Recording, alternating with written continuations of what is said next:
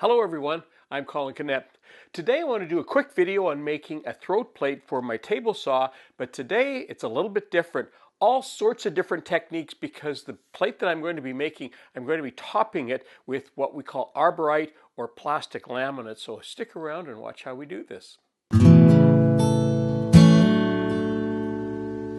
So there's the piece of Baltic birch that I'm going to be using, and I've jointed it and planed it to make sure it's absolutely flat and even.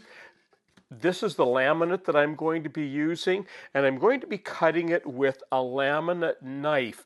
And if you look at that, it's pretty easy to get that confused with something called a linoleum knife. Let me show you the difference. There's a close-up of the blade of both of those knives, and you'll notice that the linoleum knife, it's just a curved blade, but the laminate blade, if you look closely, you'll notice at the very end that is a piece of carbide that is embedded into it, and you can see how much thicker it is, and that's the difference. And this is the blade here that I'm going to be using.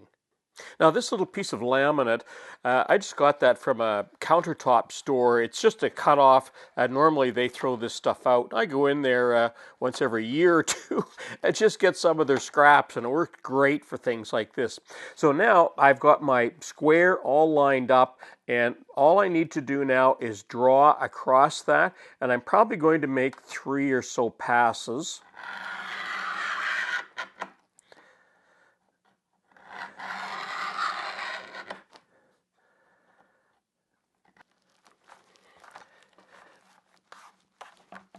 Yeah, there it is there. And just so it doesn't move, I just put a couple of these. I could clamp it, but I just put a couple of little pieces of that anti-skid material underneath there, and that'll grip it very good.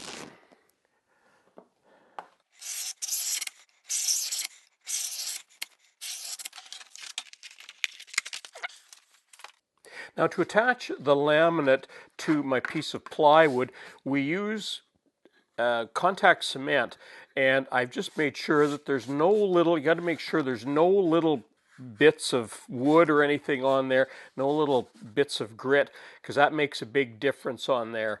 And I'm just going to take this and spread this around, and then we have to wait for about 15-20 minutes, and then we just put the two together.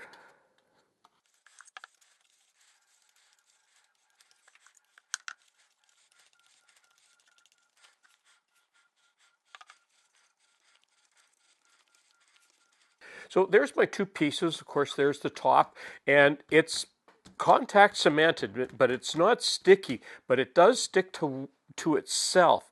And you don't get a second chance when you're working with contact cements. So basically, I like to do, no matter what I'm doing, I like to do it this way, and that is to put some, in this case, you could use dowels. I'm just using some bamboo skews, and now I can lay this on top, and it's not touching anything. But what I can do now is make sure that it's aligned. And a little piece, this doesn't matter as much, but if it was a bigger piece, you definitely want to do this. I always start in the middle, no matter what size I'm working with, and that will adhere, and you can see that that's basically already stuck there. And now I can take this and move it along, and you can see that the skew is not being stuck at all. And I do have a roller, but this works actually better because you get a better pressure by using a little piece of wood like this. You could use it both ways. And I'm just going to roll that right to the end. And when we start in the middle and work out, we don't have to worry about getting bubbles. So that's why I want to make sure that we're not going to get any lifting anywhere.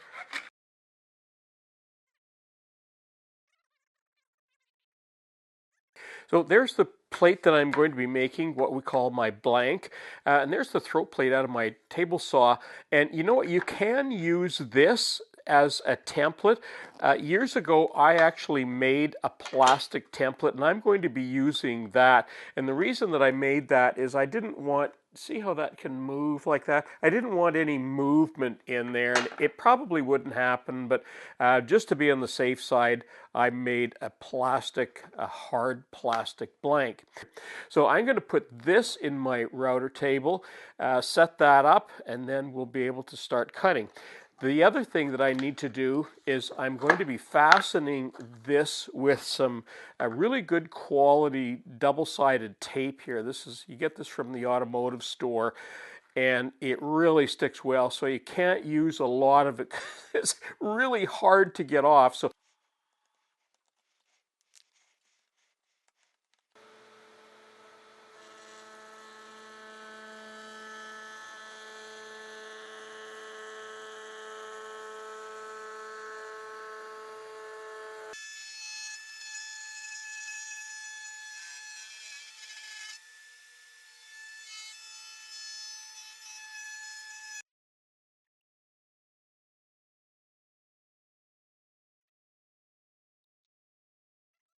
now, the next thing I need to do before I take it over to the table saw, you notice there's a little hole in here, and that's just a hole so that you can grab the plate and lift it out. And I've got that in here, and it doesn't matter exactly where it is, but I'm just going to draw a line around here, and I'll quickly take that over to the drill press and just drill that hole out.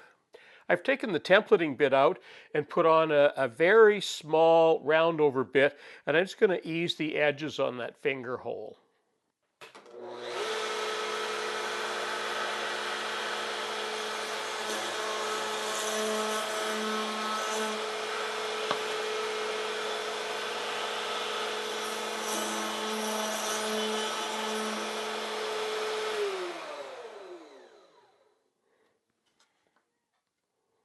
The other thing that I need to do before I do anything is I need to make sure that it's level all the way around.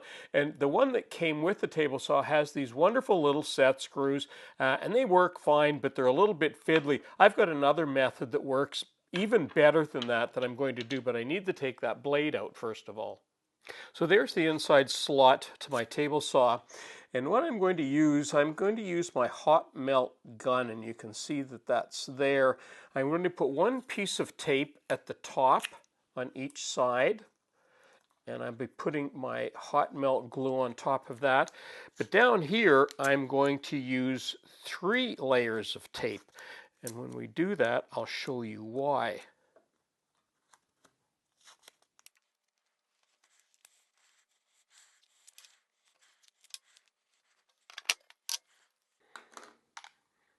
Okay, now I'm going to put a dollop of glue on each corner, right on top of that tape. And now I want to set and I'm going to use there, and I've just put the sticks on there to hold that for a few minutes, and that should be good. And now let's lift that out. There it is.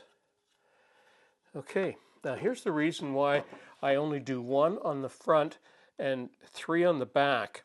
I don't want this plate to be sitting so that it's high here, so that when you're pushing wood through, you don't want wood banging up on this side.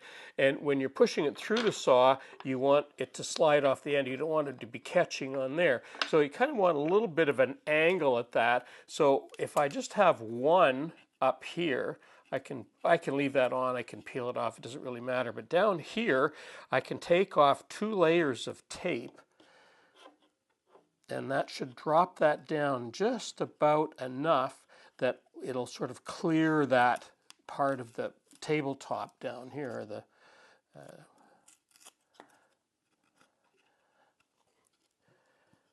I don't know if you'll be able to see, but yeah, you can see see how that comes down there, and over here it's not stopping, it's not catching up there. So that's exactly what I want it to look like. And the last thing I need to do is to allow the blade to cut the slot. So I'm just going to start that up.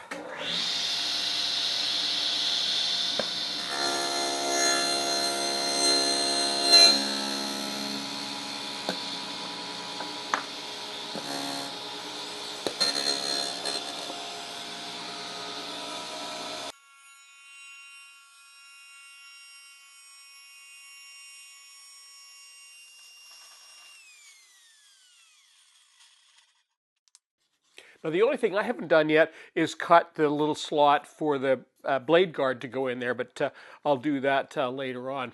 But that's just how easy it is to make an excellent quality insert for your table saw. Laminate top, plywood bottom, and a perfect fit.